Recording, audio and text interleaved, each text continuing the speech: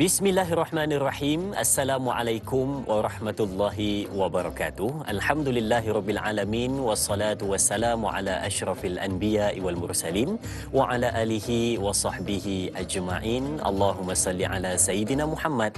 Allahumma salli ala sayidina Muhammad. Allahumma salli ala sayidina Muhammad wa ala ali sayidina Muhammad wa ba'du. Alhamdulillah, pertama dan selamanya mari sama-sama kita panjatkan rasa syukur pada Allah Subhanahu wa ta'ala kerana pagi yang berbahagia ni kita dibangunkan, diberikan kesempatan, diberikan peluang untuk mengerjakan ketaatan kepada Allah Subhanahu wa ta'ala, dan istimewa dapat kita duduk di hadapan kaca TV menyaksikan Tanyalah Ustaz Biar Tahu Jangan Keliru pada tanggal 17 Februari 2021 bersamaan dengan 5 Rejab 1442 Hijrah. Semoga kita dirahmati dan diberkati oleh Allah Subhanahu wa ta'ala. Dan sidang penonton keluarga besar Ustaz, semoga pagi ini ceria dan bersemangat dalam membuka tirai majlis ilmu kita. Semoga perbincangan kita pada pagi ini berkenaan dengan bab fiqh dapat memberikan satu perkara yang menarik dan juga impak yang baik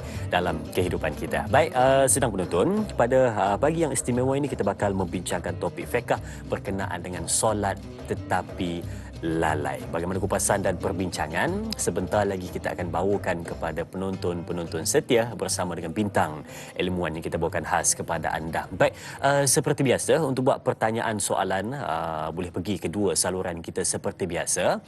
Untuk buat panggilan boleh pergi ke 1800 88 1677 atau nak terus ke Facebook rasmi kita di Tanyalah Ustaz TV3. Boleh bertanyakan soalan di ruangan komen, juga boleh melihat secara langsung di Facebook kita. Bagi mereka yang mungkin tak berkesempatan pada pagi ini, boleh melihat di mana anda berada menggunakan peranti anda, dan yang paling penting tekan butang suka dan kongsi untuk sama-sama sebarkan kebaikan. Dan sebelum kita meneruskan dengan lebih lanjut perbincangan kita, memperkenalkan siapa bintang ilmuwan yang kita bawakan kepada anda pada hari ini, kita saksikan terlebih dahulu berkenaan dengan status terkini kes COVID-19 di Malaysia setakat jam 5 petang semalam dari Kementerian Kesihatan Malaysia. Saksikan. Baik, kalau kita dapat lihat di skrin TV anda, kita dapat lihat berkenaan dengan status terkini. Kita masih menanti di skrin. Kita dapat lihat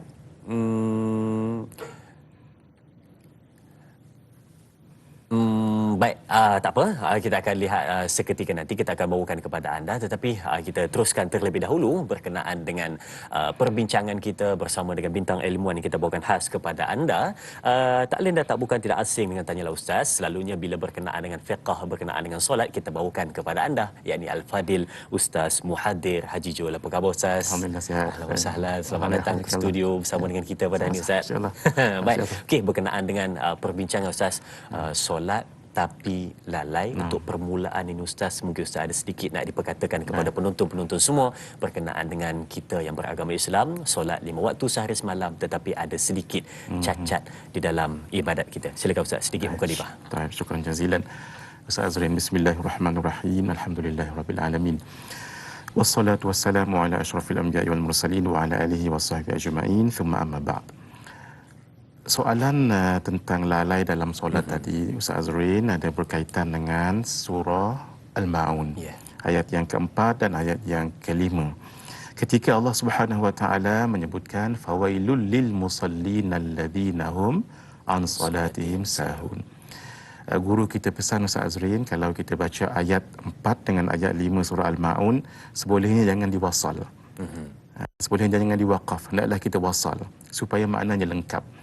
Fawailul lil musallin, maka neraka wail bagi orang yang solat. Satu terjemahan yang lain bahasanya kecelakaan, begitu, kerugian ataupun kecelakaan, itu lebih tepat untuk orang yang solat.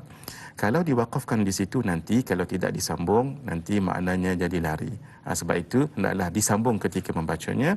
Fawailul lil musallin, dan maka kecelakaan untuk orang yang solat. Apa dia orang yang solat itu?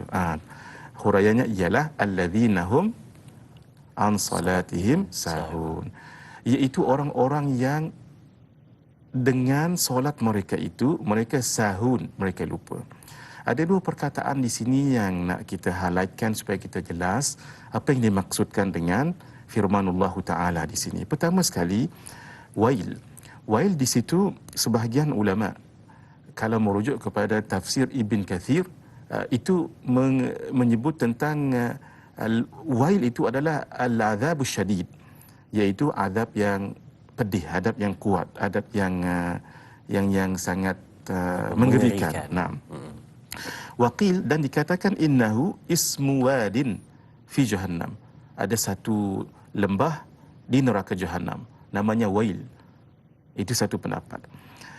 Kebanyakan di dalam Al-Quran ketika menggunakan perkataan Wail itu, wahya aidan kalimat wa'idin yatawa'adu biha, iaitu suatu janji siksaan untuk orang yang meninggalkan sesuatu kefarduan ataupun sesuatu tanggungjawab. Inilah yang selalu dibaca ketika kita membaca firman Allah Ta'ala, wailul likulli humazatil lumazah. Ayat yang lain, wailul lil mutaffifin. Ini adalah suatu amaran, ancaman kepada orang-orang yang mengeji dan orang yang mengatur orang lain, juga orang yang curang dalam timbangannya. Dalam perkara ini, orang-orang yang solat tidak dipanggil wailun limuqimis salah, tetapi orang yang solat, tidak disebut orang yang mendirikan solat. Kalau tuan-tuan, puan-puan ingat pertemuan dengan Ustaz Azrin mula-mula dahulu, kita bicarakan tentang solat dari segi batinnya itu. Disebut oleh para ulama, terutama sekali ulama-ulama sufi, bahawa ada beza orang yang solat dengan orang yang mendirikan solat. Sebab itu kata Al-Imam Ibn Athaillah As-Sakandari dalam kitabnya Al-Hikam, fama kullu musallin muqimun. Bukan semua orang yang solat itu muqim. Dalam Al-Quran ketika disebut orang-orang yang solat wa yuqimunas salah, orang yang mendirikan solat, bukan wa yusalluna sahaja. Kata ulama, orang yang mendirikan solat dengan orang yang solat ada perbezaannya, iaitu orang-orang yang mendirikan solat menjaga rukunnya, menjaga syarat sahnya, juga sebelum solatnya, selepas solatnya. Dalam perbicaraan ayat ini ditafsirkan sendiri, dijelaskan sendiri oleh Allah Subhanahu wa taala, orang-orang yang mendapat kecaman dalam solatnya itu adalah orang yang macam mana? Alladzina hum an salatihim sahun, iaitu orang yang lalai dengan solatnya. Kata Al-Imam Ibnu Kathir mengambil pendapat Sayyidina Ibnu Abbas radhiyallahu taala anhuma. Kata Sayyidina Ibnu Abbas dan yang lain-lain, ya'nil munafiqin. Orang yang solat tapi lalai tadi itu adalah orang munafik. Ataupun orang Islam yang ada lagi perangai-perangai seperti munafik. Alladzina yusalluna fil alaniyah wa la yusalluna fis sirri. Orang yang ketika ramai-ramai dia solat tetapi ketika bersendirian dia tidak mahu solat. Itu antara ciri orang yang mendapat kecaman walaupun dia solat tadi itu. Yang lebih jelas dan lebih melengkapi adalah pendapat Atha ibn Dinar. Al-Imam Atha ibn Dinar, beliau mengatakan, walhamdulillahilladzi qala an salatihim sahun wa lam yaqul fi salatihim sahun. Alhamdulillah. Firmanullah Ta'ala ini mengatakan alladzina hum an salatihim sahun. Mereka dengan solat mereka itu mereka lalai, bukan mereka di dalam solat mereka itu lalai. Kalaulah firman ini merujuk dalam solat itu lalai, ramailah di kalangan kita yang kena ancaman sebegini.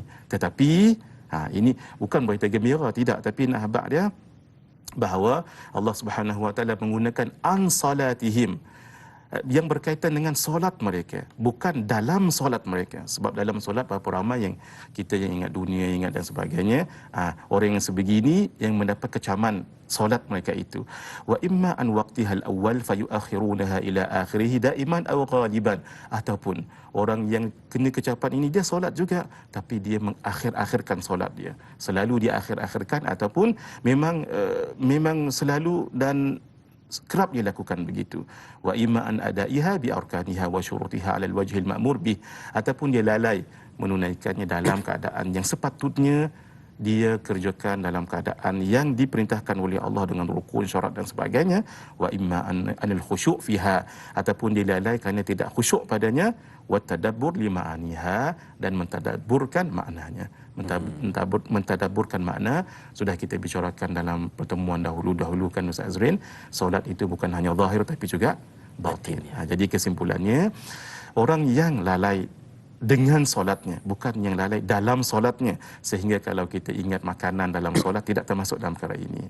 Tetapi kuranglah dia punya tujuan, dan orang ini orang lebih kepada sifatnya munafik.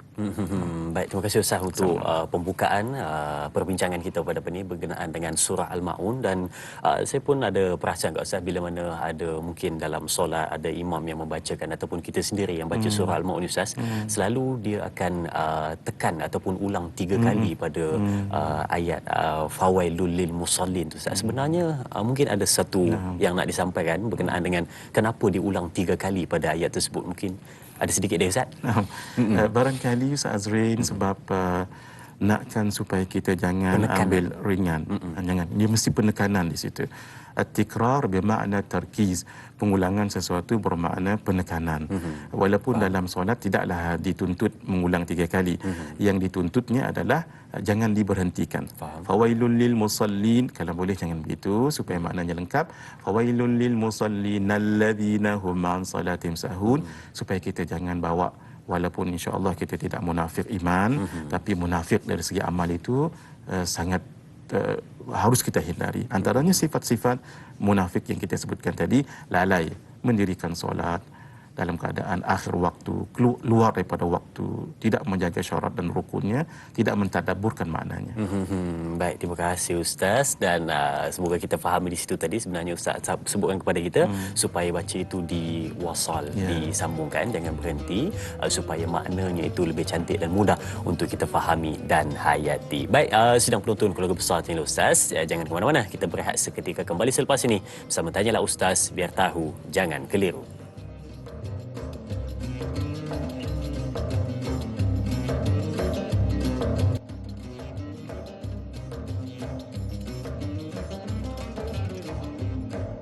Alhamdulillah bertemu kembali untuk meneruskan perbincangan kita bersama keluarga besar Tanyalah Ustaz, dan pagi ini membincangkan berkenaan dengan solat tetapi lalai. Bagaimana keadaan tersebut? Mungkin ada di antara kita yang selama ini lupa untuk memerhatikan bagaimana keadaan solat kita daripada sudut zahir dan batinnya, supaya dapat kita fahami bagaimana solat yang sempurna. Hari ini kita bersama dan kita mendengarkan bagaimana teguran dari Ustaz, bagaimana untuk kita dapatkan nasihat untuk memerhatikan bagaimana yang dikatakan lalai terhadap solat. Baik, sidang penonton keluarga besar Tanyalah Ustaz, mungkin kita nak mengetahui dengan lebih awal dalam perbincangan kita ini berkenaan dengan bagaimana secara asasnya yang dimaksudkan lalai tersebut terhadap solat mereka. Jadi kita serahkan kepada Al-Fadhil Ustaz untuk pencerahan. Silakan Ustaz, secara asasnya.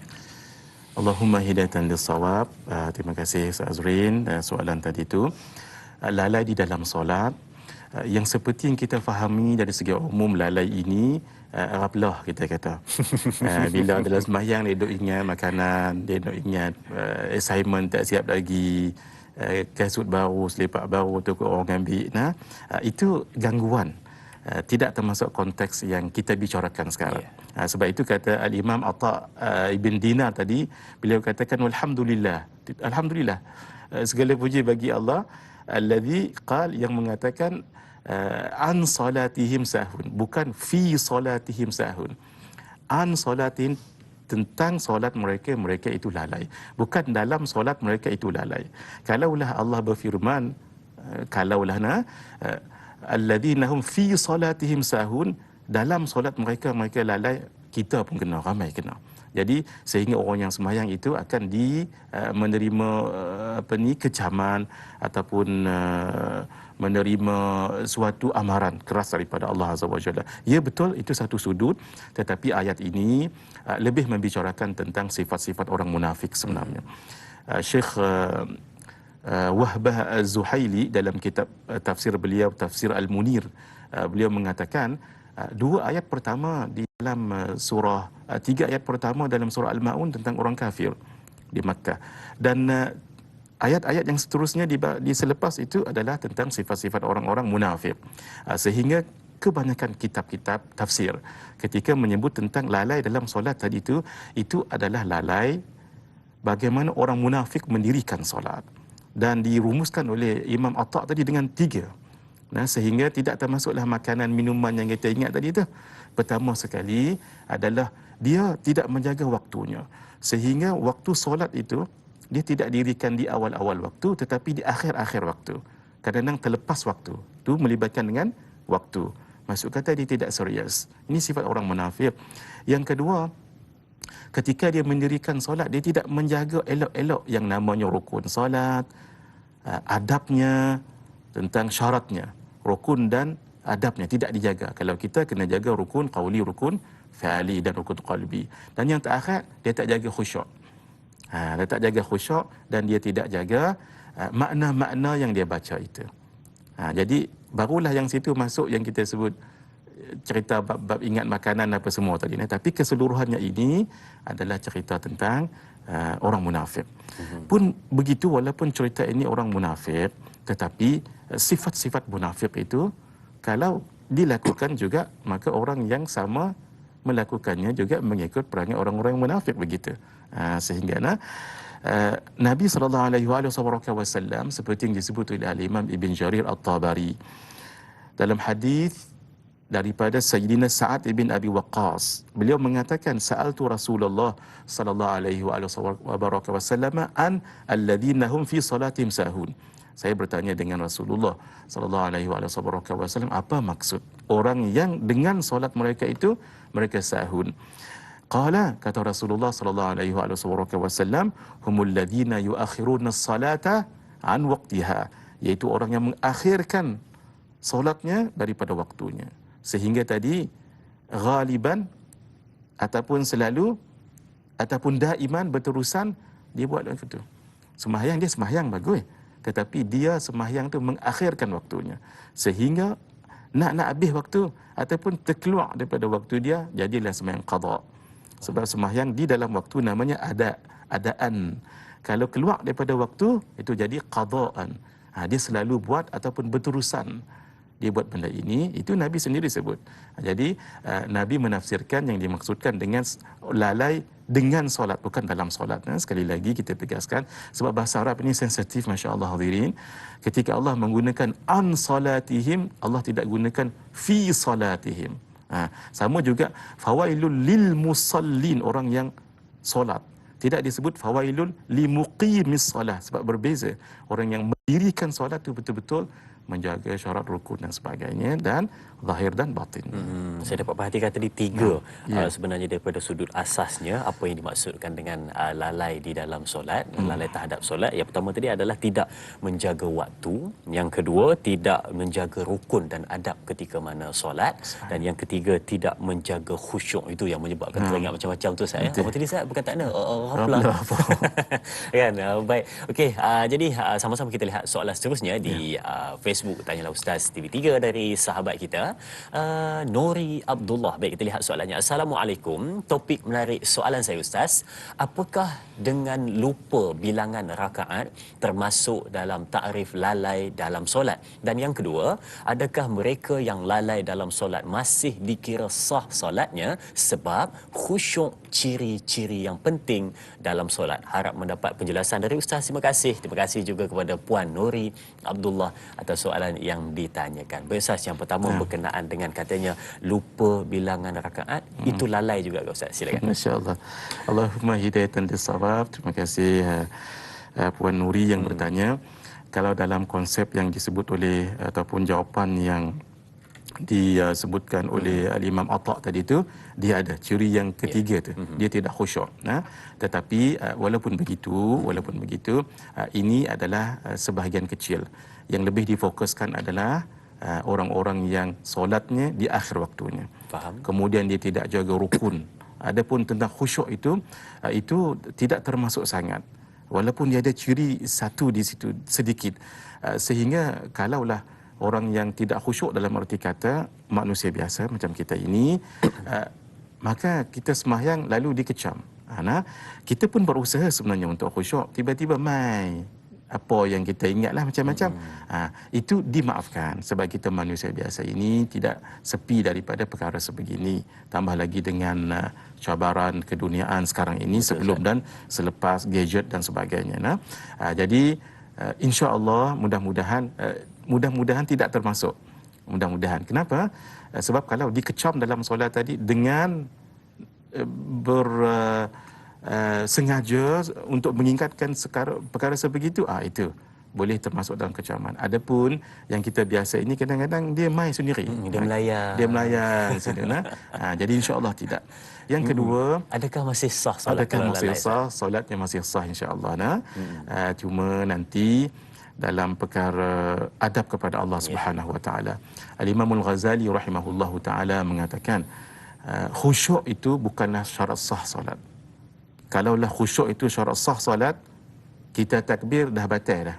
Pasal kita takbir dah ingat dah apa dalam tengah rukuk tu batal sembahyang pasal kita ingat benda lain. Kita tak khusyuk dah. Nak dapat khusyuk, kata Imam Al-Ghazali, sudah kita bicarakan dahulu, kena ada 6 ciri itu. Tetapi walaupun khusyuk itu bukan syarat sah solat, wajib khusyuk ketika niat. Ketika niat tu wajib khusyuk untuk kita masukkan qasad, ta'arud, ta'yin dalam niat saja. Dalam lain tu tak khusyuk pun bukan kata tak apa, tapi tidaklah membatalkan solat dan tidaklah dituntut memang, tetapi tidaklah menjadi sahnya itu. Tetapi di dalam qasad, ta'arud, ta'yin itu wajib. Kita nak masukkan qasad, ta'arud, ta'yin sahaja aku sembahyang apa lohak, sembahyang asar, ataupun jadi makmum imam dan sebagainya. Jadi imam, jadi makmum itu, menjadi imam itu sunat, menjadi makmum itu wajib disebut menjadi makmum. Baik, barangkali boleh jadi termasuk dalam mereka yang lalai dalam solat bila mana terlupa rakaat tadi. Dan yang kedua, berkenaan dengan sah atau tidak, masih lagi sah saya, tetapi dalam konteks adabnya itu patut dijaga adab dengan pencipta Allah Subhanahu Wa Taala. Baik, soalan seterusnya di Facebook dari sahabat kita. Wow, namanya unik ya. KC 4 kali KC saya. Baik, Assalamualaikum Ustaz, katanya soalan saya, Ustaz, adakah dikira kita lalai dalam solat walaupun solat pada waktunya tapi dalam keadaan tergesa-gesa kerana ada tugasan?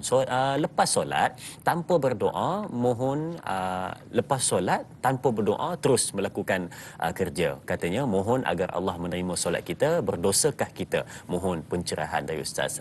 BTJK. Baik, itu mungkin nama tempat tinggalnya. Terima kasih Casey atas soalan yang ditanyakan berkenaan dengan tergesa-gesa solat tapi tetap menjaga awal waktu. Adakah dikira lalai, Ustaz? Silakan. Allahumma hidayatan lis-shawab. Ya, soalan-soalan lagu ni kita pun rasa takut juga nah. Pasal apa? Kadang-kadang kena kat kita. Kita sendiri yang sembahyang dalam keadaan begitu. Hadirin, pertama sekali ancaman yang benar-benar yang termasuk di dalam wail tadi tu, ancaman ini adalah orang yang mendirikan solat dalam 3 ciri tadi tu, Ustaz Azrin. Tolong diingat semula. Pertama sekali, waktu tu dia tidak jaga, sehingga dia selalu dan berterusan melakukan di akhir waktu solat sehingga terkeluar daripada waktu solat. Atau dia ada keadaan sama ada dia sembahyang tu lah kemudian terkeluar, itu. Yang kedua, dia tidak jaga adab dan tidak jaga, maksudnya rukun-rukunnya itu. Dan yang ketiga, dia tidak khusyuk dan tidak mentadabburkan. Yang ditanya tadi itu ada ciri yang ketiga tadi itu. Pun begitu, dari segi nilai ancamannya itu lebih ringanlah, sebab dia tetap sembahyang kerana sembahyangnya di awal waktu. Apakah dia dosa ataupun tidak, itu kita serahkan kepada Allah Subhanahu Wa Taala. Orang yang sembahyang tergesa-gesa itu juga menunjukkan nilai diri dia, personality diri dia. Karena itu orang yang sepatutnya ketika menghadap Allah Subhanahu Wa Taala dengan berjam-jam kita dengan dunia, berjam-jam kita dengan perniagaan, dengan pekerjaan, dengan komputer, dengan kawan-kawan, kenapa ketika nak mendirikan solat itu hanya beberapa minit masih lagi kita mengambil hal-hal dunia diingat kembali?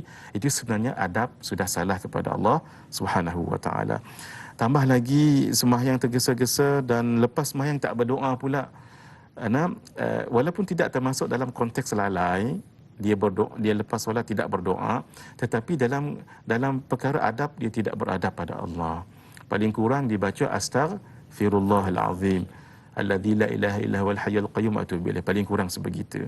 Sebab itu solat itu bukan untuk tergesa-gesa. Ketika masuk waktu solat, Nabi akan gembira sekali dan Nabi akan bagi tahu kepada Sayyidina Bilal, ya Bilal arihna bis salah, arihna bis salah. Ya Bilal, tenangkan kami dengan solat. Nabi dapat ketenangan dalam solat. Kita maaf tergesa-gesa dalam solat. Sehingga cari barang hilang pun dalam sembahyang juga. Dia syaitan dia mai ganggu dan sebagainya. Jadi jauh sangat kita hadirin usahalah untuk kita dapat ketenangan sebegini, belajar cara nak mendapat ketenangan dalam solat. Sayyidina Uqbah bin Nafi' mengatakan, kabattus salah 20 sanah thumma istamta'tu biha baqiyata umri. Saya belajar nak sedap solat ini 20 tahun. Lepas itu baru saya kemah sembahyang. Jadi hadirin, kita jaga adab jugalah. Banyak jam, banyak masa kita dengan dunia, dengan al-kaun ataupun akwan. Ketika dengan Allah, bagilah masa untuk kita bertenang diri dan mengoreksi diri dan merasa ketenangan bersama dengan yang Maha mengetahui. Benar, Ustaz. Sebenarnya bila kita sebut berkenaan dengan lalai dan juga nak menjaga khusyuk, nak dapatkan ketenangan dan sedapnya di dalam solat tersebut, maka ia satu benda yang kena berusaha nak dapatkan, Ustaz. Tapi bila mana kita ingat balik apa yang guru-guru kita pesan bila mana kita dalam belajar berkenaan dengan solat, banyak guru kita selalu pesan berkenaan dengan sebelum masuk dalam solat, maka selesaikan dulu apa urusan kita supaya tidak mengganggu nak dapatkan khusyuk di dalam solat tersebut. Mungkin Ustaz ada sedikit nak diulas berkenaan dengan itu, menyelesaikan urusan sebelum masuk dalam solat. Masya-Allah, itu sangat benar sekali. Syekh Muhammad Mutawalla Sya'rawi, seorang ahli tafsir yang ulung di bumi Mesir rahimahullahu taala, beliau ketika menafsirkan ayat ini, fawailul lil musallin alladhina hum an salatihim sahun, beliau sebut apa yang tadi saya sebutkan. Kita sudah banyak dengan urusan dunia berjam-jam menumpukannya, kenapa tidak kita dengan Allah Subhanahu Wa Taala bagikan masa untuk kita bersama dengan Allah. Kerana itu Allah yang memudahkan urusan yang tadi sebelum solat. Allah yang bagi jalan untuk buka permasalahan yang tadi sebelum solat. Dalam solat inilah kita ingat Allah dan berterima kasih padanya. Itu pun tak sampai 5 minit, lebih kurang 10 minit lah kita buat kerja tu dia berjam-jam, kita tak rasa apa. Di situ memang ada nilai nafsu juga di situ. Nafsu kita yang masih lagi tahap nafsu apa? Nafsu ammarah. Dia baru naik sikit nafsu lawamah. Kita biasa nafsu lawamah. Ya, biasa kita nafsu lawamah tu kira alhamdulillah. Kalau ammarah ni, dia tak rasa salah kalau buat kerja. Kalau buat maksiat. Kalau dia buat maksiat, salah dia duk rasa salah tu. Saya dia istighfar. Tak ada 5 minit dia buat maksiat lagi. Itu lawamah kita. Belajar lagi dalam bab nafsu ni supaya dia nak jadi nafsu mutmainnah. Sebelum itu nafsu mulhamah. Barulah nak mutmainnah, baru tenang. Ni nak kena macam Ustaz Azrin sebutlah, nak kena duduk dengan ulama, dak pun dengar kalam ulama, baru hati kita terpandu. Kalau dak dia, sebab hati ni dia kena doktor dia betul-betul doktor hati nama dia. Baik, terima kasih Ustaz untuk pencerahan berkenaan dengan menyelesaikan segala urusan. Dan sebelum kita masuk dalam solat, urusan kita dah selesaikan, Allah bantu untuk selesaikan, maka berilah waktu di dalam solat itu untuk mendapatkan ketenangan, bukannya menambahkan kelalaian. Baik, kita ada pemanggil di talian. Assalamualaikum. Waalaikumsalam warahmatullahi wabarakatuh. Dai Azrin dan Ustaz Muhadir Jul. Saya Omar Abdul Majid dari Felda Cini Timur 3 Pekan Pahang. Assalamualaikum Ustaz dan Dai. Waalaikumsalam warahmatullahi wabarakatuh. Omar, apa khabar? Baik, alhamdulillah, wagas saya. Orang di sana tu wagas lah. Wagas. Alhamdulillah, diorang. Soalannya tuan? Jadi soalan saya begini Ustaz ya. Ustaz ada menyebut tadi mengenai apabila kita lalai dalam solat tapi lalai, Ustaz kata sama macam orang munafik Ustaz ya. Contohnya 3 asas yang Ustaz sebutkan tadi. Yang pertama tak menjaga waktu tu tadi, semua yang Ustaz sebutkan tadi. Soalan saya Ustaz, apabila sama macam orang munafik, apabila kita lalai dalam solat, ini yang menakutkan ni Ustaz. Kerana saya sendiri pun kadang-kadang semayang, ada tak masa itulah ingat kunci hilang lah, dekat mana letak tadi, semua ingat lah ke dah Ustaz. Jadi itu yang jadi menakutkan sikit tu. Jadi apabila semayang dah tak khusyuk, kata Ustaz 3 asas tu tadi, sama macam orang munafik. Soalan saya, apakah bila kita solat lalai, sama macam orang munafik. Kata Ustaz, ini menyebabkan kita ni ditolak ke solat kita tu bagaimana ke Ustaz? Ataupun tidak diterima langsung ke solat saya. Solat kita tu kerana kita tidak khusyuk. Dan 3 asas tu ada masa kita dalam kita menunaikan solat. Itu yang menakutkan saya. Itu soalan saya Ustaz. Saya Ustaz pada pagi ini. Terima kasih banyak Ustaz dan Da'i. Assalamualaikum. Waalaikumsalam warahmatullahi wabarakatuh. Ustaz, saya kira bukan hanya kerisauan pada Tuan Omar saja, tapi saya rasa kerisauan pada kita semua yang menyaksikan Tanyalah Ustaz pada pagi ni, juga yang mendengar, dan juga bagi kita bila mana kita solat 5 waktu sehari semalam dan bila mana khusyuk itu tidak datang, maka lalai itu yang sampai menyebabkan hadirnya sifat munafik. Dan kata Tuan Omar sebentar tadi, adakah ditolak amalan kita tersebut ataupun bagaimana Ustaz? Baik. Allahumma hidayatan lis-shawab, soalan yang menakutkan juga. Tu tadi kita sebutkan Ustaz Azrin, mana-mana soalan ni macam kena kat diri kita saja.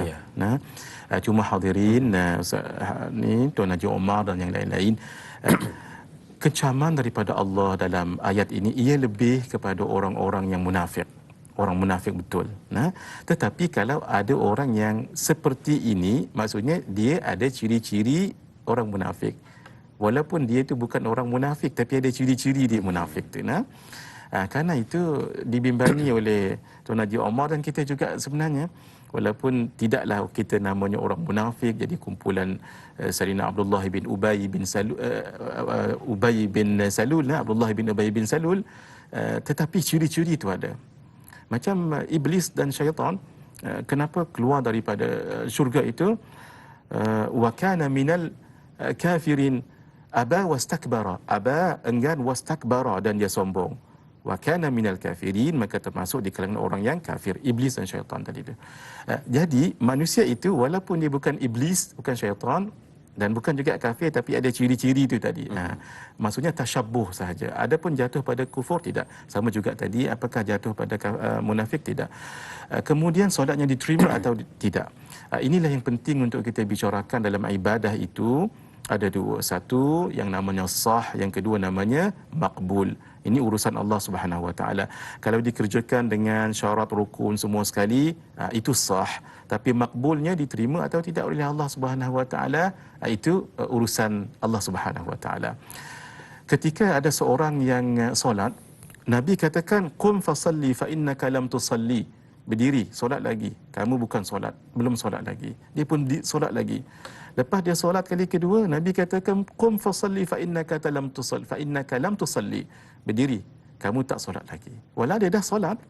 Sehingga kata ulama, antaranya Syekh Muhammad Mutawalli Sya'rawi, solat itu satu as-salah bil quwwah, iaitu solat dengan kemahuan, dengan menjaga syarat rukun dan sebagainya. Ada satu lagi namanya as-salat bisyakli, bil fi'li.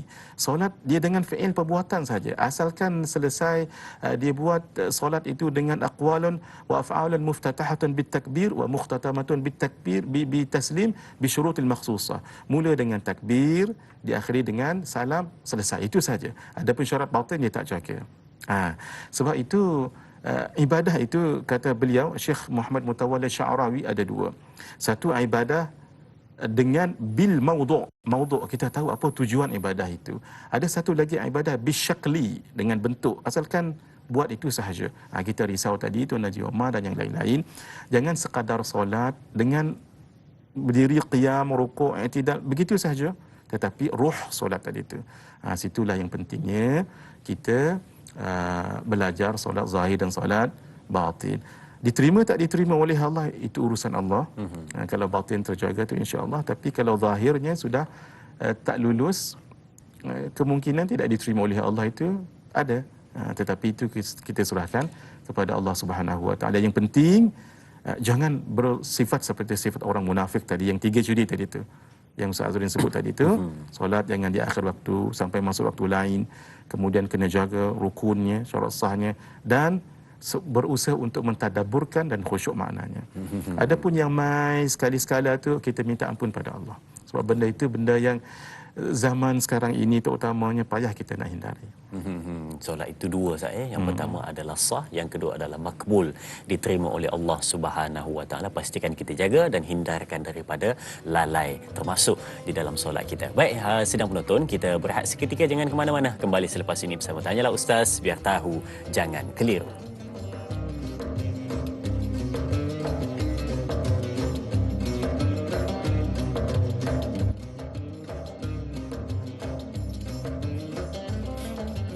Alhamdulillah, terima kasih dan terima kasih diucapkan kepada semua penonton keluarga besar Tanyalah Ustaz yang masih setia di hadapan Kaca TV menyaksikan Tanyalah Ustaz, biar tahu jangan keliru pada pagi ini, menantikan sehingga ke penghujungnya nak dapatkan pencerahan bagaimana nak menyelesaikan masalah lalai ketika mana dalam solat dan juga lalai terhadap solat. Baik, sebelum kita meneruskan perbincangan, kita nak lihat terlebih dahulu yang saya janjikan di awal tadi, iaitu status terkini COVID-19 di Malaysia setakat jam 5 petang semalam dari Kementerian Kesihatan Malaysia. Baik, kita saksikan di skrin anda. Kalau kita dapat lihat kes baharu setakat semalam 16 Februari 2021, kes baharu mencatatkan 2,720 kes dan tiada kes import. Ini satu perkembangan yang baik dan kita terus memutuskan rantaian COVID-19, dan kes sembuh baharu 5,718 kes menjadikan jumlah kes keseluruhan 269,165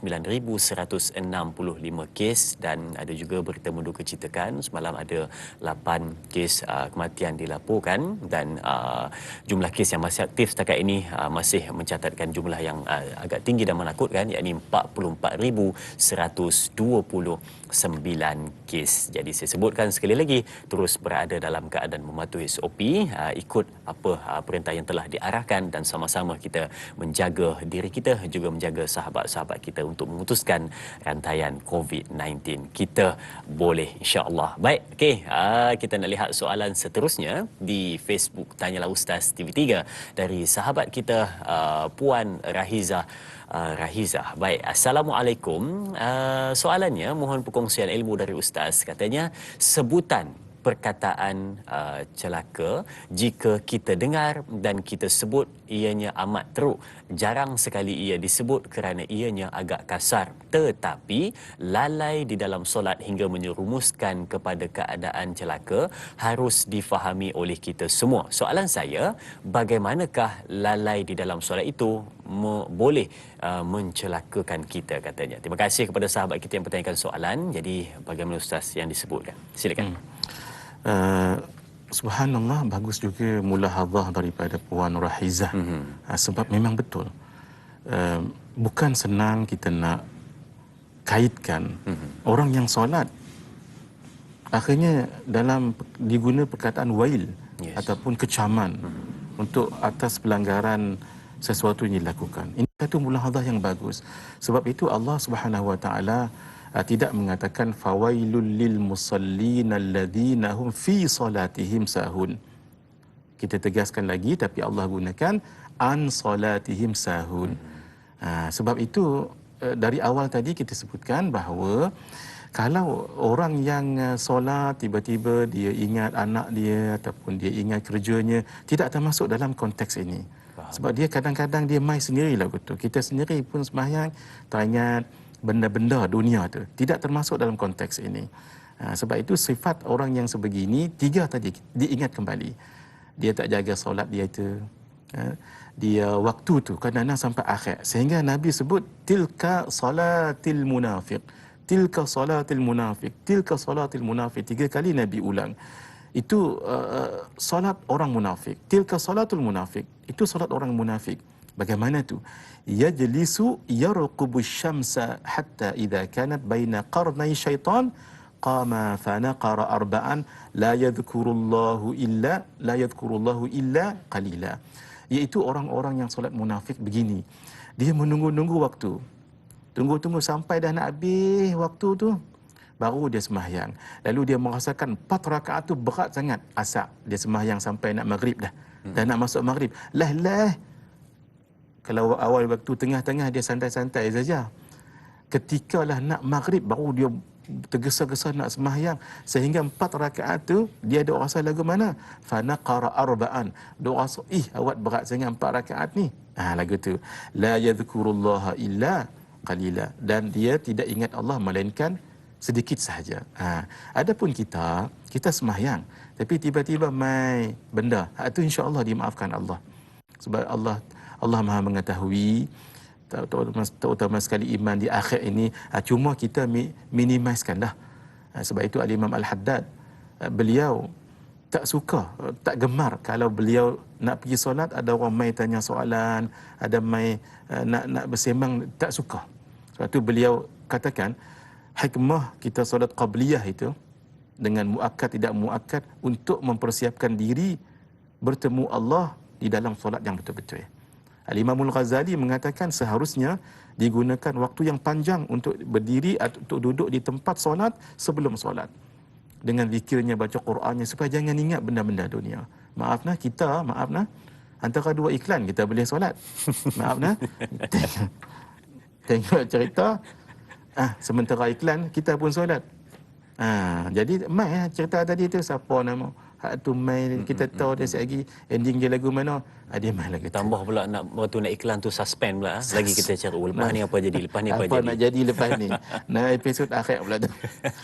Maaf jadi cerita dia, keadaan-keadaan sebegini memang umat manusia akhir zaman begitu, Ustaz Azrin. Jadi oleh kerana itu berusaha untuk kita mengurangkannya itu. Ketika dia mai juga, mudah-mudahan Allah ampunkan.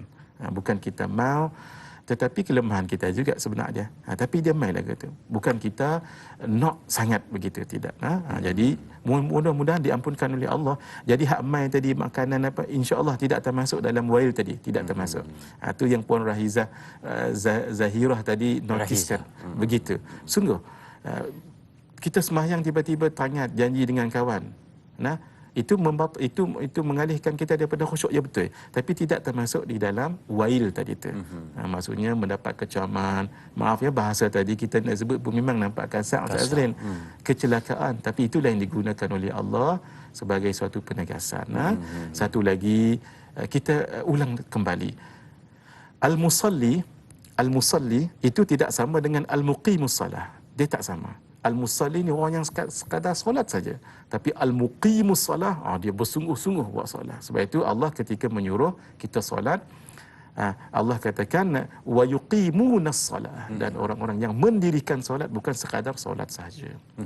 Baik, terima kasih Ustaz. Bila mana sebut berkenaan dengan perbincangan lalai terhadap solat ini, maka kita risau. Itulah yang sebenarnya kita mahukan. Bila mana kita mendengar tentang bagaimana mereka yang lalai di dalam solat, apa hasilnya, apa yang akan menimpa bagi mereka yang lalai, maka akan datang ketakutan dan kerisauan. Maka itulah yang menjadikan kita cuba untuk memperbaiki dari masa ke masa. Baik, kita ada pemanggil di talian. Assalamualaikum. Waalaikumsalam warahmatullahi wabarakatuh.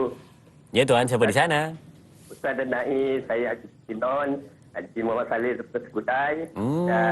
Tuan Haji Tekenon, ya, apa khabar tuan? Alhamdulillah, syukur. Allah lagi sihat. Dan saya berdoa lah, mudah-mudahan semua kru tanya Ustaz di dalam keadaan sihat. Alhamdulillah, amin. Terima kasih tuan. Ya, soalannya tuan?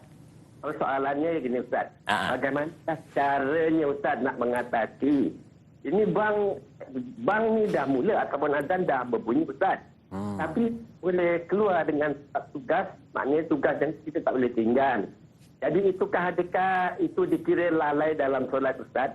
Jadi saya nak minta pandangan Ustaz, bagaimana caranya untuk mengatasi supaya perkara-perkara yang tadi tidak melalaikan solat kita. Itu saja soalannya pagi tadi. Terima kasih. Assalamualaikum. Waalaikumsalam warahmatullahi. Terima kasih Tuan Haji Tekenon atas soalan yang ditanyakan. Perkataan bang Belah-Belah Utara lama tak dengar tu. Jadi kita dengar azan, laungan azan, bang.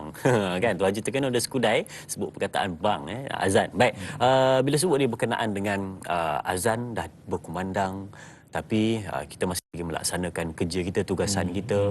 Kita siapkan dulu baru kita pergi melaksanakan solat. Adakah itu juga termasuk dalam lalai Ustaz ataupun bagaimana? Baik. Tuan Haji Tekenon dan yang lain-lain soalannya sangat bagus. Orang bang ataupun azan, kita masih tugas. Dilihat dahulu. Kalau tugasan itu memang memerlukan kita berada di situ, tak boleh lari, tidak mengapalah. Dimaafkan untuk kita teruskan tugasan itu. Contoh, pegawai trafik yang menjaga jalan contohnya, ataupun seorang doktor yang sedang buat pembedahan. Kalau situasi sekarang frontliners. Frontliners, Masya Allah, ya, mudah-mudahan Allah memberikan ganjaran yang sempurna kepada semua frontliners kita, ya, doktor-doktor, semua yang terlibat, polis dan sebagainya, untuk menjaga keselamatan kita. Kalau tugas-tugas yang memang tak boleh nak dilepaskan, kita mohon ampun pada Allah. Allah Maha mengetahui. Sebab kalau kita nak lepaskan tugas itu, mudarat nanti. Jadi dalam kaedah disebut al-irtikab bi akhafid dararain. Kita memilih dua mudarat. Kalau kita tinggalkan bedah itu, mungkin meninggal pesakit itu mudarat. Bagi orang yang tidak solat di awal waktu, itu mudarat baginya. Jadi kita ambil mudarat yang lebih ringan, iaitu kita selesaikan dulu tugas pembedahan tadi. Tetapi untuk orang yang tidak terkait pun dengan perkara itu, seharus dan sepatutnya dia tinggalkan tugasnya itu. Contoh tengah menaik, kemudian waktu sudah masuk, kita solat di awal waktu. Awal waqtin ridwanullah.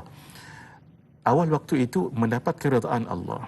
Dan ada pendapat yang mengatakan orang yang sembahyang, dia boleh di awal waktu, tetapi dia sengaja lambat-lambatkan.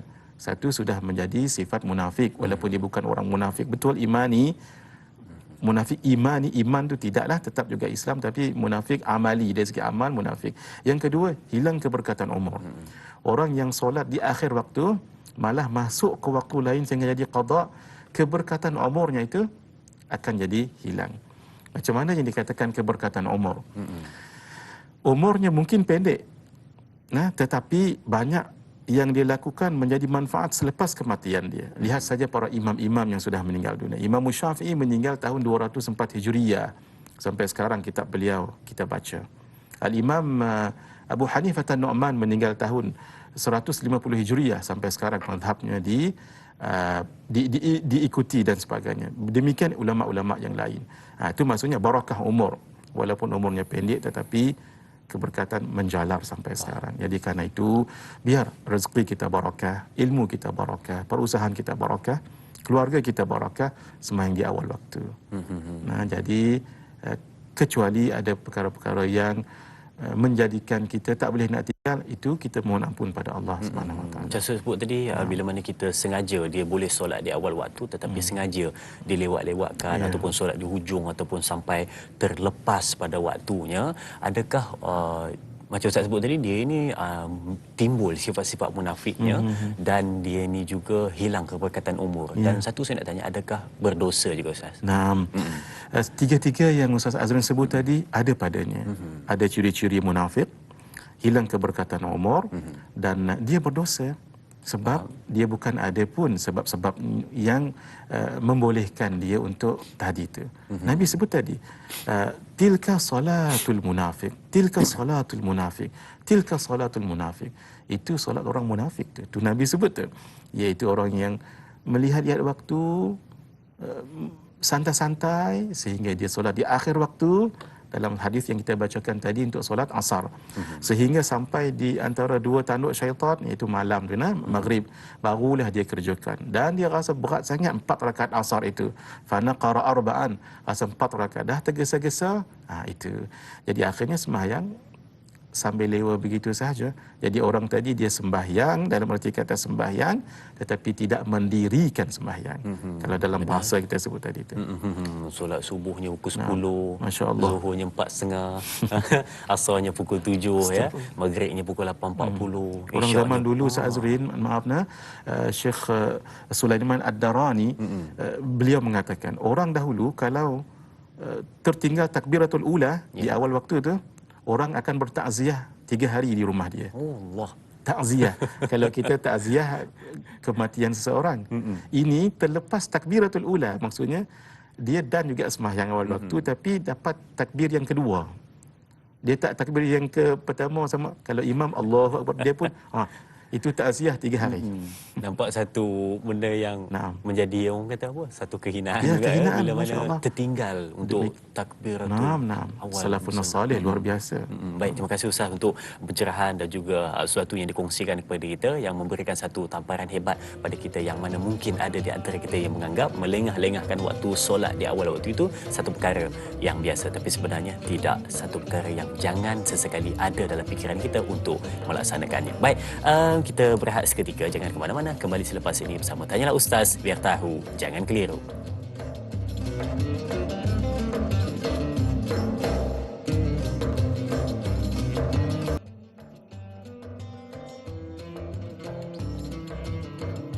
Baik, perbincangan kembali diteruskan untuk sama-sama kita mengupas berkenaan dengan solat tapi lalai. Baik, kita nak lihat soalan di Facebook Tanyalah Ustaz dari sahabat kita. Baik, siapakah yang bertanya soalan? Dari Puan Nur Iris Ilham. Baik, katanya, Assalamualaikum Ustaz. Jika fikiran kita merewang semasa solat, selepas itu terasa amat bersalah, menyesal dengan solat yang dirasakan tidak berkualiti dan berasa sangat takut. Soalan saya, perlukah diulangi solat tersebut Ustaz? Mohon ihsan ilmu Ustaz. Terima kasih dari saya Iris Tawau Sabah. Baik, terima kasih Puan Iris atas soalan yang ditanyakan berkenaan dengan solat tidak khusyuk, merewang fikiran. Kena ulang semula ataupun bagaimana Ustaz? Baik.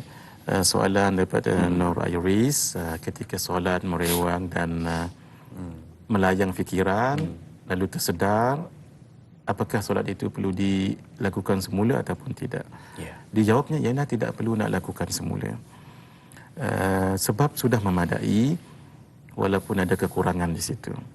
Tetapi kalau nak dilakukan semula juga tidaklah salah. Sebab boleh dalam mazhab boleh. Dalam mazhab kita Asy-Syafi'i, solat itu boleh diulang sekali. Sayyidina Mu'adz bin Jabal solat bersama dengan Nabi. Ketika balik ke rumahnya, beliau sembahyang sekali lagi.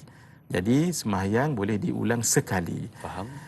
Barangkali yang pertama tadi mungkin orang itu masa kecilnya dulu dia tak ingat dia dah balik tu, dia dah balik dah tapi dia tak sembahyang contohnya. Jadi hak pertama tadi jadi fardu, hak kedua tu jadi sunat bagi dia. Walaupun sembahyang tu sembahyang fardu. Jadi kalau nak dilakukan sekali lagi pun tidak salah juga ni puan yang bertanya tadi, tetapi tidaklah dituntut. Tadi merasakan mungkin tak rasa puas hati, tak apa, boleh untuk sembahyang sekali tapi tak dituntut tu no. Ada pun yang disebut dalam hadis tadi tentang Sayyidina Mu'adz bin Jabal. Itu sebagai nak menunjukkan bahawa sesuatu itu boleh dilakukan. Itu para sahabat kalau mereka melakukan sesuatu dan diikrarkan oleh Nabi, itu adalah menunjukkan sesuatu bolehnya itu. Ya dulu alal jawaz, dibolehkan. Boleh bukan bermakna dituntut. Macam tadi kan, puan nak sembahyang lagi tu boleh tapi tidak dituntut. Maksudnya bukanlah kena ulang lagi, tidak seperti itu. Baik, itu Yang pencerahan. lebih istighfar sajalah Ustaz Azrin yang tadi. Bila mana tersedar daripada kita ni lalai dan juga fikiran berfikir macam-macam, selesai solat istighfar dan berazam solat seterusnya kita nak dapatkan khusyuk tersebut. Betul Ustaz? Baik, okey, soalan seterusnya di Facebook juga dari sahabat kita Cahaya Mata. Baik, Nur Ain mungkin namanya ya. Baik, Assalamualaikum. Ada dua soalan. Macam mana kalau imam terlupa rakaat atau terlebih rakaat? Kita sebagai makmum sedar. Macam mana tu Ustaz? Kita teruskan ikut imam atau kita buat sendiri rakaat itu? Dan soalan yang kedua, adakah terlupa rukun dalam solat ini antara salah satu hasil dari kelalaian kita? Mohon pencerahan Ustaz. Terima kasih. Terima kasih juga Cahaya Mata atas soalan yang ditanyakan. Soalan pertama tentang imam terlupa rakaat, kita sebagai makmum apa yang patut kita lakukan? Dan soalan yang kedua, kita terlupa rukun, rukun fi'li atau qauli ataupun rukun qalbi. Adakah itu juga punca daripada kelalaian kita Ustaz? Silakan. Baik. Soalan yang pertama tadi daripada Nurul Ain, cahaya mata tadi imam terlupa rakaat. Rakaat itu melibatkan rukun. Dia kata imam terlupa rakaat ataupun terlebih rakaat. Terlupa selalu, terlebih jarang Ustaz. Kalau terlebih dan terlupa, dua-dua naklah ditegur. Kalau perempuan, tegurnya begini saja. Jangan sebut subhanallah, jangan. Kalau yang lelaki, subhanallah. Gitu. Kalau perempuan gitu saja nah. Tapi Ustaz, contoh dengan kalau subhanallah. dia jemaah lelaki di hadapan, perempuan di belakang, yang lelaki semua tak perasan Ustaz. Seorang pun tak ada tegur. Tapi yang perempuan yang belakang yang perasan Ustaz. Macam mana dia nak tegur? Adakah sama kat tepuk je tu? Sama juga tepuk, tidaklah boleh dia menyuringkan subhanallah. Itu tidak kena. Kalaulah ketika imam itu terlebih rakaat contohnya. Apakah makmum tadi kena ikut? Jawabnya tidak perlu ikut. Contoh, kita solat maghrib saat zuhur ni dah 3 dah ni. Imam naik ke 4. Makmum semua 4, 5, 6 orang semua sama juga macam imam. Jadi mereka semua berdiri 4 rakaat. Kita tahu dan yakin ini adalah imam lupa. Makmum pun lupa juga, kita jangan ikut. Kita tunggu je Kita tunggu di bawah saja. Tapi jangan mufaraqah. Sebab kita tunggu sampai habis mereka. Dan kita tunggu lagi. Imam nanti sujud sahwi ke tak?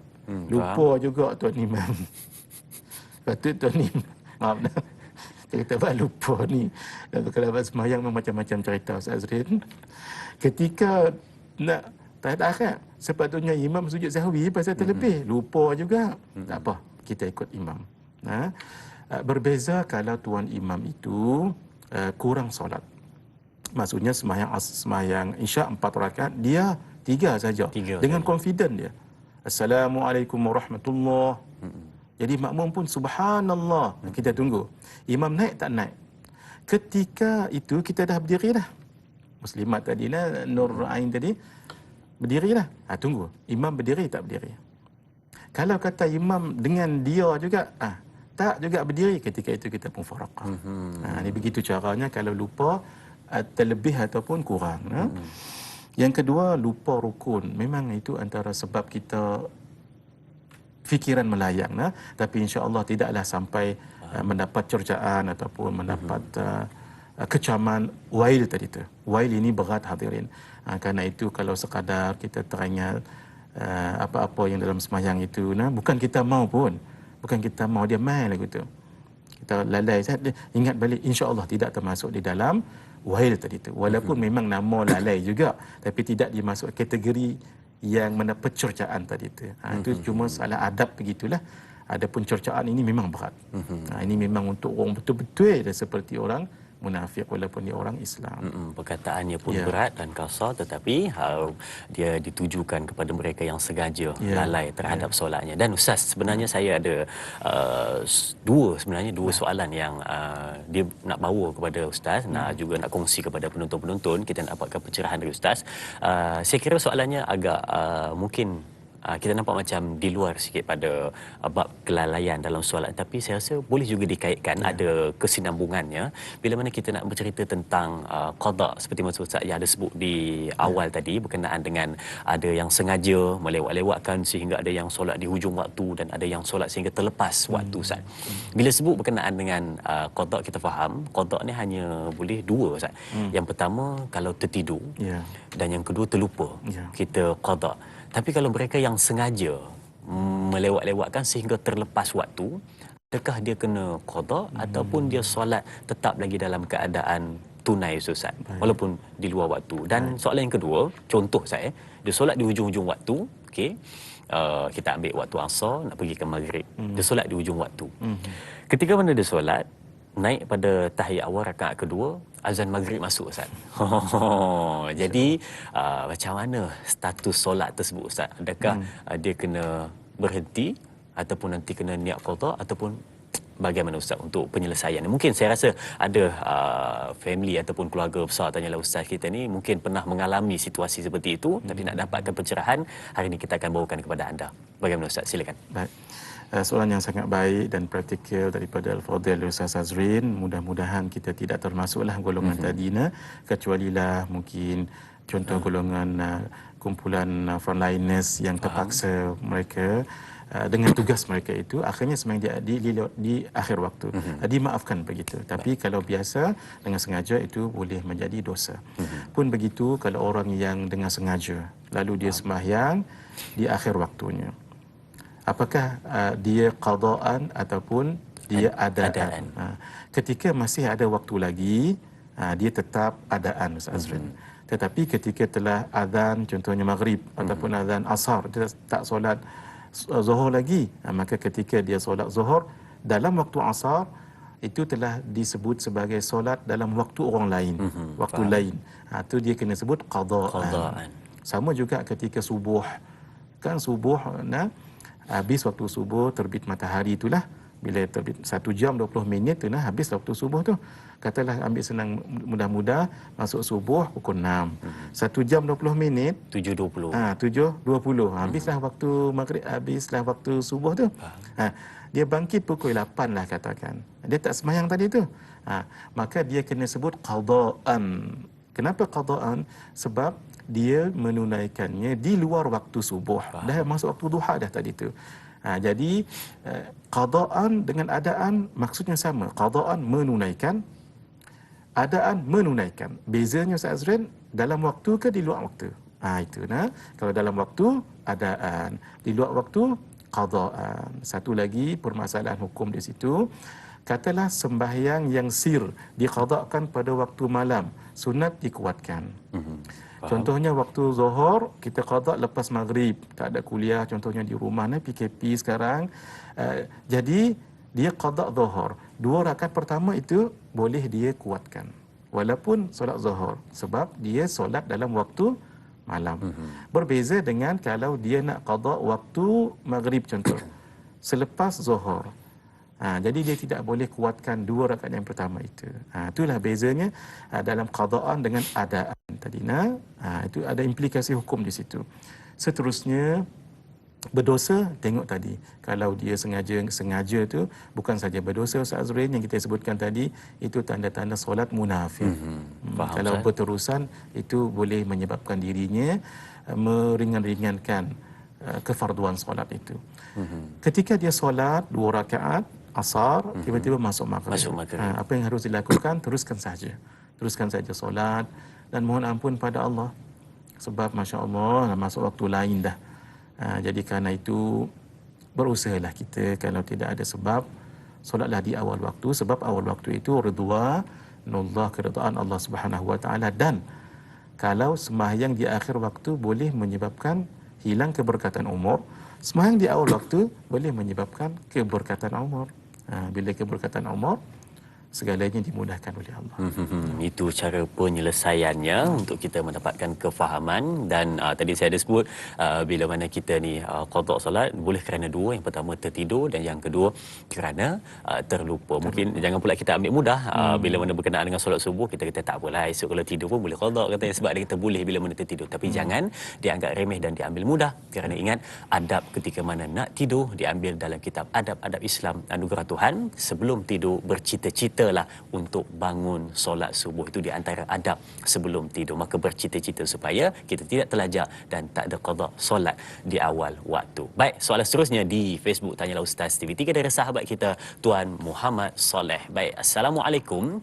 Saya pernah solat Jumaat sebelum pandemik COVID-19 secara tiba-tiba. Dalam rakaat kedua terdapat seorang jemaah berada 2 saf di hadapan diserang sawan, terbaring mengelupur. Semua jemaah solat selesai solat dahulu baru berikan bantuan. Adakah ia dikelaskan jemaah khusyuk? Apakah tindakan sepatutnya jemaah lain ambil dalam situasi kecemasan seperti ini? Terima kasih Tuan Muhammad Soleh atas soalan yang ditanyakan. Cantik soalannya. Satu soalan yang kita tak dengar jawapannya, jarang-jarang kita dengar, berkenaan dengan ada sesuatu yang tidak dijangka berlaku.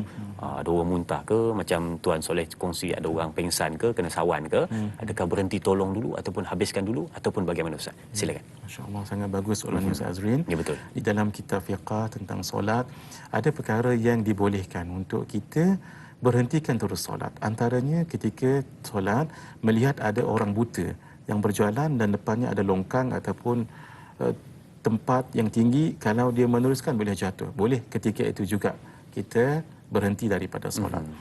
Ataupun baby yang mungkin nak makan sesuatu yang bahaya, boleh juga.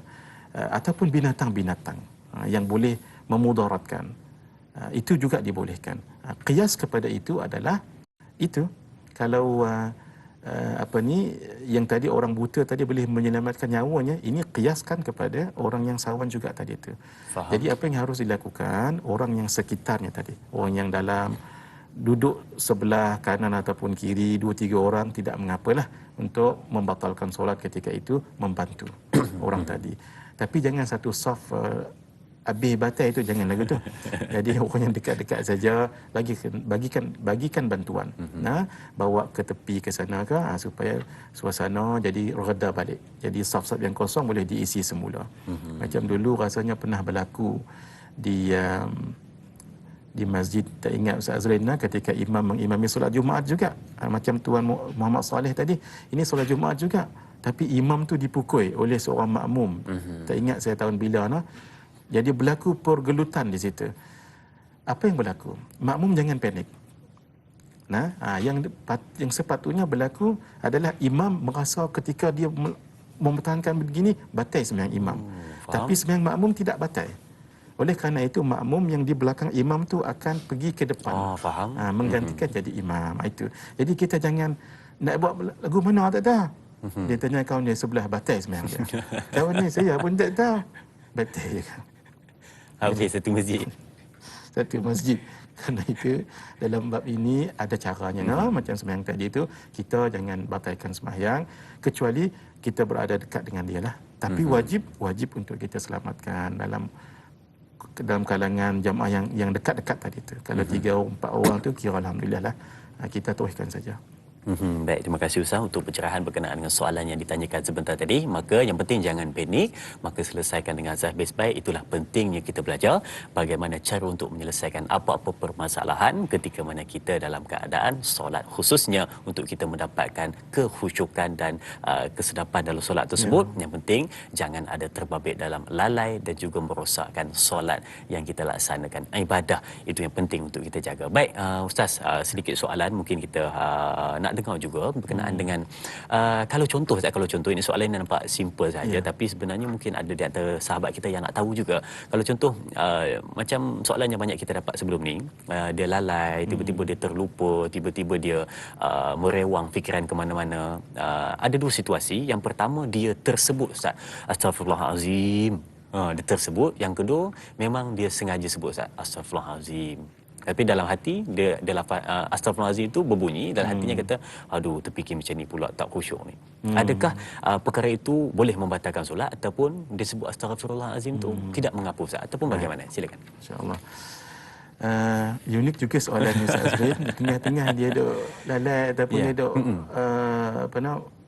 melayang fikiran dia tu, Astaghfirullahalazim. Dia sebut lagu tu. Jadi kalau dia sebut Astaghfirullahalazim, tidaklah membatalkan solat. Sebab dia masih lagi dalam bahasa Arabnya itu. Tapi kalau melibatkan dhamir mukhatab. Dhamir mukhatab ini contohnya Ustaz Azrin bersin dalam solat. Bersin, Ustaz Azrin kata alhamdulillah. Tidak batal solat.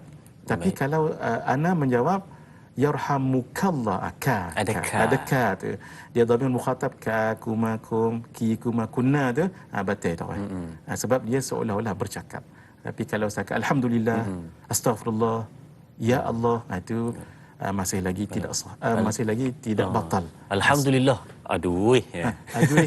Dia kalau keluar saja perkataan yang bukan Arab, perkataan yang ajnabi dipanggil, walaupun satu huruf, boleh membatalkan solat. Contohnya, perkataan ada tiga huruf, dia ada makna Ustaz Azrin. Satu qi, satu ai, yang kedua fi. Fi ni, wafa, mencukupkan. Fi maksudnya cukupkan. Dia walaupun satu huruf, dia jadi fi'il amar. Fi'il amar ni dalam bahasa Arab fi'il suruh yang memberi makna. Qi, selamatkanlah. Waqa yaqi qi, fi'il mu'tal, memberikan makna qi. Fi, cukupkanlah.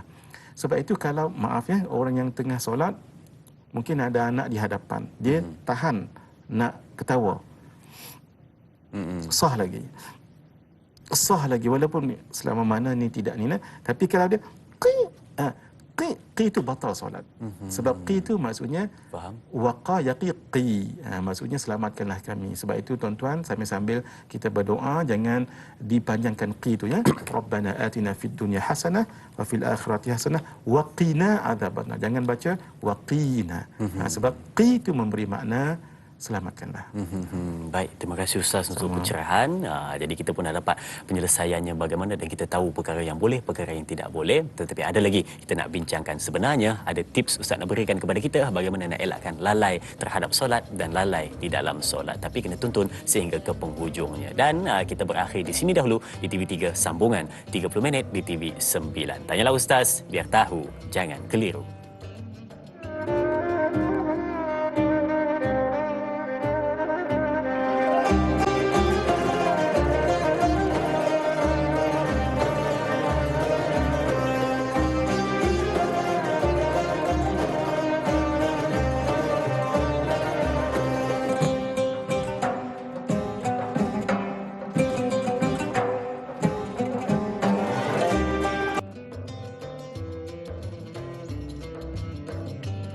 Alhamdulillah masih bersemangat menyaksikan untuk mendengar perbincangan dan kupasan dari Al-Falil Ustaz Muhadir sebagai bekalan kita dan catat supaya dapat dijadikan nota penting. Dan saya yakin sidang penonton yang berada di hadapan kaca TV yang menyaksikan sekarang semuanya mencatat apa segala yang disampaikan sebentar tadi, dan jangan lupa untuk sebarkan kepada sahabat-sahabat anda. Semoga semuanya beroleh manfaat. Baik, okey, kita nak meneruskan perbincangan dan kita nak ambil soalan-soalan dari penonton untuk kita jawab sehabis baik. Dan kita lihat soalan seterusnya di Facebook Tanyalah Ustaz dari sahabat kita, Puan Nur Riza Hussein. Baik, kita lihat apakah soalannya. Baik, Assalamualaikum Ustaz. Kita disarankan untuk qada solat-solat kita zaman muda ataupun lalai dulu.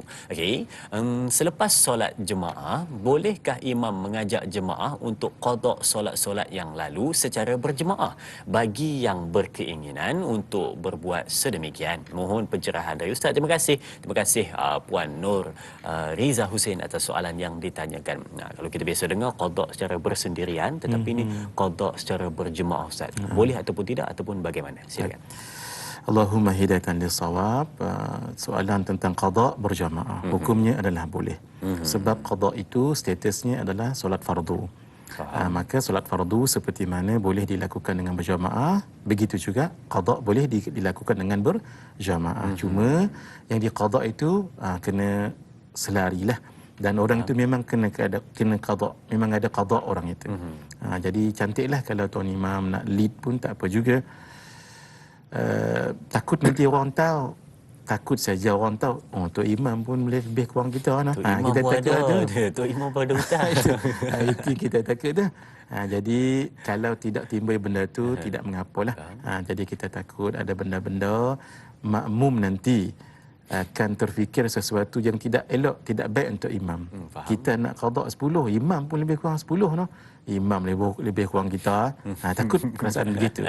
Kecuali kalau sama-sama dengan teman-teman, sama-sama kita tahu dan qada sama-sama pun, itu pun tak mengapa juga. Jadi boleh. Tapi kalau tu imam tu dia tak ada solat yang nak dia qada, tapi dia hanya jadi imam saja untuk mengimamkan solat qada tersebut. Boleh ataupun tidak? Masa tu dia boleh cover lah, dia kata saya sebenarnya tak ada solat yang nak diqada, tapi saya nak jadi imam saja.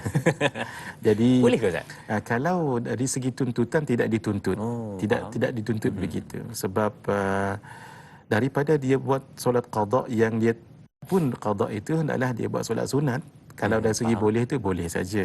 Maksudnya kalau tapi yang kita sebut tadi sekali sajalah untuk orang yang mungkin dulu zaman-zaman muda dulu. Jadi sebenarnya dia clear dah, tapi dia takut. Dia ketika itu dia hanya boleh satu saja. Faham. Yang selebih tu bagi ke orang lain. Dan sikit rentetan daripada soalan tu Ustaz. Kalau contoh kita nampak ada orang tengah qada solat fardu, bolehkah kita ambil dia jadi imam untuk kita solat yang tunai? Boleh ke Ustaz? Masya-Allah. Soalan ni sangat bagus Ustaz Azrina. Hukumnya adalah boleh. Boleh Ustaz. Kenapa? Sebab solat qada itu statusnya fardu juga. Maka hendaklah kita boleh ikut dia. Hatta kalau seorang itu solat sunat pun Ustaz Azrin boleh kita qada. Maksudnya dia solat sunat tarawih. Kita solat qada subuh berniat makmum pun boleh juga. Tapi hendaklah kita niat kita lah. Kita niat subuh, imam solat tarawih, boleh. Kita sebut makmuman, boleh juga. Qiyasnya apa? Qiyasnya ialah orang yang solat ba'diyah zuhur, kita tak solat zuhur lagi, maka kita pun sembahyang zuhur. Dia sama. Kalau begini memang dia tidak qada tapi fardu. Tapi yang tadi qada tapi statusnya fardu. Jadi fardu mengikut sunat hukumnya boleh.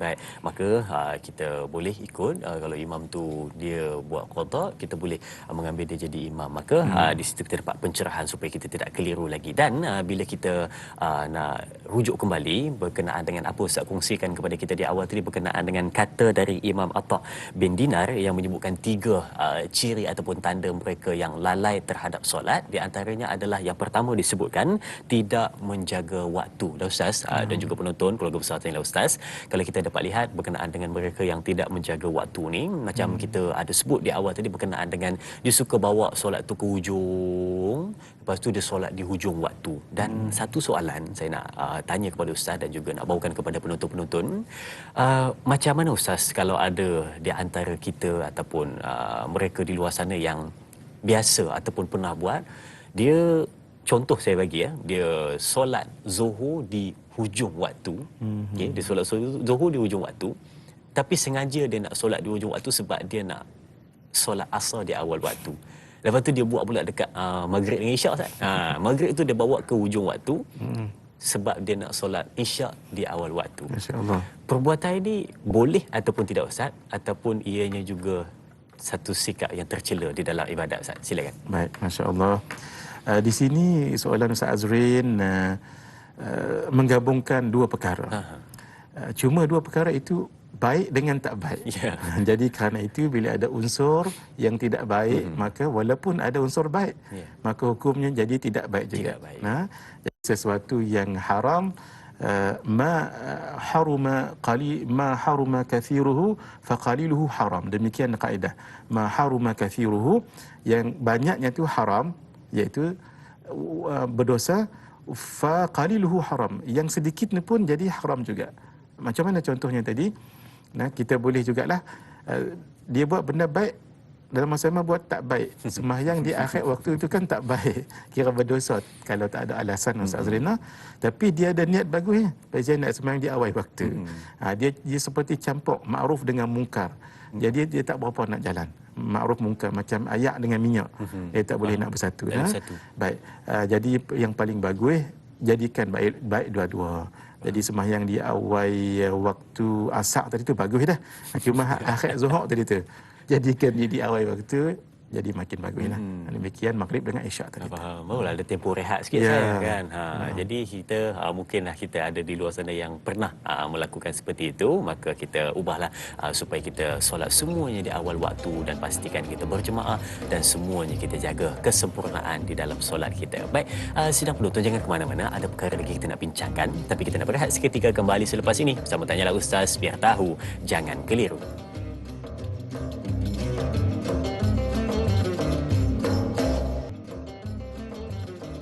Alhamdulillah bertemu kembali bersama sidang penonton keluarga besar Tanyalah Ustaz, dan kembali untuk kita membincangkan berkenaan dengan solat tapi lalai. Dan banyak soalan kita nak jawab untuk anda semua, dan pastikan anda catat sebaik mungkin dan sebarkan kepada sahabat-sahabat kita. Baik, soalan seterusnya di Facebook kalau kita dapat lihat dari sahabat kita Puan Aisyah Haji Yusof. Baik, soalannya, Assalamualaikum Ustaz. Saya solat niat ikhlas kerana Allah, tapi tidak dapat nak khusyuk. Doa apa yang harus saya amalkan sebelum solat? Mohon bantuan dari Ustaz. Terima kasih. Terima kasih juga kepada sahabat kita Puan Aisyah atas soalan yang ditanyakan. Dia minta doa ketika mana nak masuk dalam solat supaya dapat khusyuk Ustaz. Ataupun Ustaz ada amalan ataupun tips yang boleh dikongsikan. Silakan Ustaz. Insya-Allah. Secara jujur sahaja yang ditanya ni pun payah juga nak khusyuk dalam solat. Terima kasih Puan Aisyah bertanya untuk ingatkan kita kembali juga. Memang khusyuk ini bukan senang. Imam Al-Ghazali mengajar nak dapat khusyuk ini kena ada 6. Kita bicarakan dengan Ustaz Azrin dahulu dalam menggapai solat yang dulu tu. Kalau ingat lagi, yang pertama sekali adalah hudurul qalbi, hadir hati. Ketika kita nak solat, hadir hati. Sebab itu tadi kita tak boleh nak sibuk-sibuk dengan urusan dunia lebih-lebih tadi tu. Yang kedua, tafahum. Tafahum maksudnya faham apa yang kita baca. Berbeza kalau orang yang Bismillahirrahmanirrahim, dia akan bawa makna tu dengan nama Allah yang Maha Pemurah lagi Maha Pengasihani ke penyayang ke Ar-Rahman Ar-Rahim Malik dia bawa tu maknanya itu dua. Yang ketiga ta'zim. Ta'zim mengagungkan Allah. Tidak mungkin orang mengagungkan Allah kalau tidak belajar sifat-sifatnya yang agung. Kena belajar bab tauhid. Kemudian haibah, merasa hebatnya Allah. Kita ini kerdil dan hina. Tuan-tuan, untuk nak dapatkan supaya kita ni rasa kerdil, kalau ada masa lah ya, tengoklah dalam YouTube. Tengok program macam mana bumi kita di zoom tu Ustaz Azrin. Dengan daripada kapal ISIS ni, ya, angkasa tu ya. Kita tengok kecilnya kita. Allahu Akbar. Kita duk rasa kemas sangat dalam dunia ni. Halui sayang kita ni. Itu insya-Allah boleh menolonglah supaya kita rasa kerdil tu kerdil dari luaran itu. Kemudian yang kelima, rasa haya. Haya ni rasa malu. Sebab kita tak khusyuk dalam solat. Kita tidak melakukan solat semampu yang sepatutnya. Dan yang terakhir, raja'. Dalam kita haya, segan, malu pada Allah tu, raja'. Kita mengharapkan rahimnya Allah, kasih belasnya Allah menerima solat kita. Itu untuk tips untuk mendapatkan khusyuk. Kemudian kita ikhlas tadi, alhamdulillah, nak khusyuk tadi tu. Ditanya doa tadi, boleh jugalah kalau sebelum solat kita nak amalkan doa, Rabbi a'udzubika min hamazatis syayatin wa a'udzubika Rabbi ay yahdurun. Rabbi, wahai Tuhanku, a'udzubika, aku mohon jauh daripadamu, min hamazati syayatin, daripada bisikan-bisikan syaitan. Wa a'udzubika Rabbi ay yahdurun, dan aku mohon padamu supaya mereka jangan hadir kepadaku. Dan boleh juga kita bacakan doa, Allahumma taqabbal salati. Ya Allah, terimalah solatku. Kadang tu juga ada selalu yang ada amalkan dia baca surah An-Nas. Betul. Boleh juga, An-Nas boleh juga. Qul a'udzu birabbin nas, malikin nas, ilahin nas, min syarril waswasil khannas. Ada satu syaitan tu namanya Khannas. Khannas ni bila dia tengok kita tawajuh bersungguh, dia tak mai. Bila dia apalah sikit, dia lupa sikit, dia mai. Dia datang. Tu jadi Khannas. Dia pi mai. Itu namanya Iblis tu namanya Khannas. Boleh juga Ustaz Azrin dibacakan. Baik, terima kasih Ustaz untuk tip yang Ustaz kongsikan bagaimana nak dapatkan khusyuk di dalam solat, nak elakkan lalai dalam solat. Maka Ustaz kongsikan kepada kita sebentar tadi 6 cara yang dikongsikan oleh Imam Al-Ghazali, dan doa-doa Ustaz kongsikan kepada kita, dan yang lazim, yang boleh mudah untuk kita baca adalah lazimi baca surah An-Nas. Baik, soalan seterusnya di Facebook dari sahabat kita, Puan Nur Faiza Syahrum. Katanya, Assalamualaikum. Pernah terfikir adakah dosa silam kita yang belum mohon taubat kepada Allah punca solat kita lalai, dan adakah dosa silam kita juga menghalang daripada mendapat perlindungan Allah ketika melakukan solat? Terima kasih juga Puan Nur Faiza atas soalan yang ditanyakan berkenaan dengan katanya dosa silam, dosa lampau menghalang daripada khusyuk dan juga mendatangkan lalai dalam solat. Silakan Ustaz. Naam. Ya, Puan Nur Faiza, tidak kemungkinan je. Maksudnya kemungkinan. Sebab dosa-dosa dahulu ia seperti macam kotoran-kotoran. Jadi kalau tidak dibersihkan kotoran itu, maka tetap dia kotor, tetap dia jijik. Maka bersihkan. Bersihnya dengan 2 cara. Satu, istighfar. Itu yang kita ucap astagfirullah itu, dan sirah-sirah yang lain, cara-cara yang lain, sebutan-sebutan yang lain. Yang kedua, hendaklah taubat. Kita bertaubat kepada Allah. Dalam taubat tu ada lagi caranya. Hendaklah kita menyesal, hendaklah kita mengakui dosa dan berazam jangan buat lagi. Itu antara caranya. Cuma ketika ada seorang datang kepada Nabi, wa dhunubah, habislah saya kerana dosaku, Nabi tanya, kenapa? Ya Rasulullah, saya berdosa. Nabi katakan, katakan, jangan kamu sebut meraung-raung, wa dhunubah, apakah teruknya saya ini kerana dosa. Jangan begitu. Nabi katakan, baca ini. Allahumma maghfiratuka awsa'u min dhunubi wa rahmatuka arja min amali. Ya Allah, pengampunanmu lebih luas daripada dosaku, dan rahmatmu lebih aku dambakan daripada amalanku. Dia pun baca Ustaz Azrin. Dia baca Allahumma maghfiratuka awsa'u min dhunubi wa rahmatuka arja min amali. Nabi kata a'id. A'id ataupun ud ataupun ulang balik. Dia pun baca Allahumma maghfiratuka. Nabi kata a'ud, ulang 3 kali. Ketika dia sudah baca 3 kali, qum, Nabi mengatakan bangun. Sesungguhnya dosamu telah diampunkan oleh Allah. Jadi kerana itu hadirin, hafalkan bacaan tadi, baca daripada lubuk hati yang paling dalam, cukup 3 kali, Allah ampunkan dosa-dosa yang telah lalu. Allahumma maghfiratuka awsa'u min dhunubi wa rahmatuka arja min amali. Wa rahmatuka arja indi min amali. Baik Ustaz, macam Ustaz sebut di awal tadi berkenaan dengan unik dan indahnya bahasa Arab, hanya dengan perkataan yang hampir sama ditukar. Bila sebut pun kita tak perasan pun dianya tak sama, tapi bila mana ditukar fi dan juga an, maka membawa pada makna yang berbeza. Kalau Ustaz kongsikan kepada kita tadi adalah tips bagaimana nak mengelakkan kelalaian di dalam solat, tetapi kita juga nak dengar Ustaz bagaimana yang dikatakan cara ataupun kaedah untuk kita mendapatkan cara untuk mengelakkan lalai terhadap solat.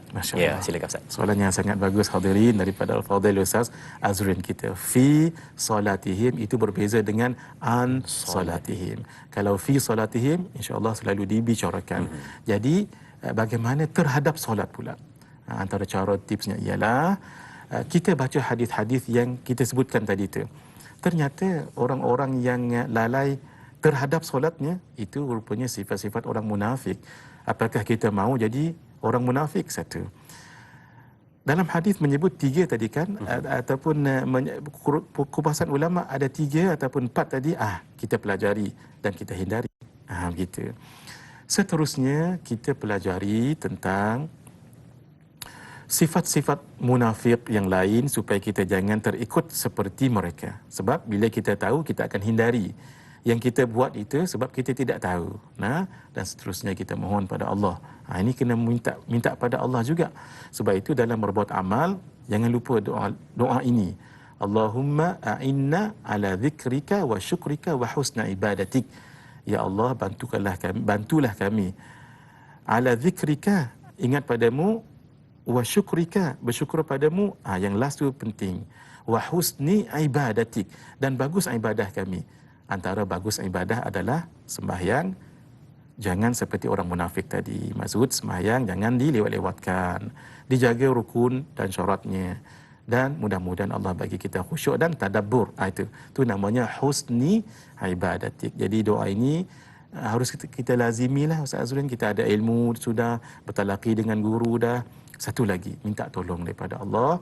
Allahumma a'inni, boleh. Allahumma a'inni ala zikrika wa syukrika wa husni ibadatik.